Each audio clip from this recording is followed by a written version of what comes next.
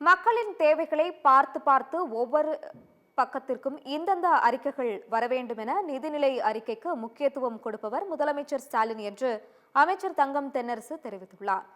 சென்னையில் திமுக சார்பில் நடைபெற்ற நலத்திட்ட உதவிகள் வழங்கும் விழாவில் பேசிய அமைச்சர் தங்கம் தென்னரசு, திமுகவின் ஆட்சி மாடல் தமிழ்நாடு இந்தியா மட்டுமல்லாமல் பல்வேறு நாடுகளில் ஆறாக சென்று இருக்கிறது என்று கூறினார். தமிழ்நாட்டின் நிதி அதிகாரத்தை மத்திய அரசு பறித்துக் கொள்கிறது என்றும் தற்போது மொழியையும் பறிக்க நினைக்கிறது என்று அமைச்சர் தங்கம் தென்னரசு குற்றம் சாட்டினார். மத்திய அரசு தொடர்ந்து பல்வேறு நெருக்கடி கொடுத்து வருகிறது என்றும் 1000 கோடி மட்டுமல்ல 2000 கோடி கொடுத்தாலும் மும்மொழி ஏற்றுக்கொள்ள மாட்டோம் என்றும் அமைச்சர் தங்கம் தென்னரசு திட்டவட்டமாக கூறினார்.